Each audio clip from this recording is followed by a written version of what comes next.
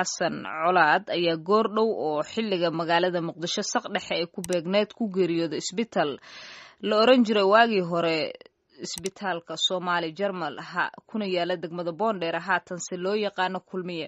waxaa haddaba wariyaha magaalada muqdisho ee baha u raxmade axmed xasan colaad la soo darsay xanuun degdeg ah allaha u raxmade axmed ayaa waxa wixii ugu dambeeyay idaacadan uu soo diray ay ahayd barnaamijka faaqidaada toddobaadka ah oo shalay iyo xalayba aad ku dhageysateen idaacadeeni jimcaha marxuumka ayaa VOA-da loo soo sheegay waxaana u xaqiijiyay eheladiisa oo qadka telefoonka ee magaalada muqdisho aan kula xiriirnay khadka telefoonka haatan waxaa si toos ugu jira wariyaheena Cabdulqaadir Maxamed Cabdulle bal haynoo sheego sida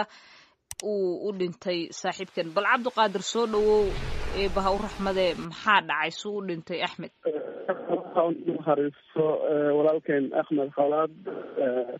xalay saqdi dhaqa ayuu ku geeriyooday isbitaalka Kulmiye ee ku yaal degmada Boondheer Axmed geeridiisa ka hor iska marka loo eego maalintii jimcaha maantii khamiista howshan barnaamijka faaqidaada uu diyaariyay culays walaa jiray wuxuu ka sheegay dhinaca madaxa iyo inuu dareemayo inkastoosan aada u cuslan haddana xalay wax hore fiidkii ayaa xanuun qabtay markii dambe ayaa ku dhegay waxaa loola cararay goobta caafimaad Boondheer gaar ahaan halkaas ayuuna ku geeriyooday geerida Axmed Colaad eheladiisa Cumar baa dhowr jeer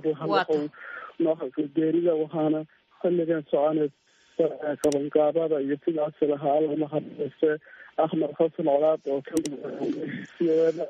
Axmed muddo dheer la soo shaqeynay laantaska Soomaaliga allah u naxariisto saqdi dhaqa ayuu nafwa waa tahay codkaagana aad ayuu nooga gogo-ayaa khadka telefoonka inay taha laga yaabaa eebaha u raxmado walaalkeen axmed xasan colaad bal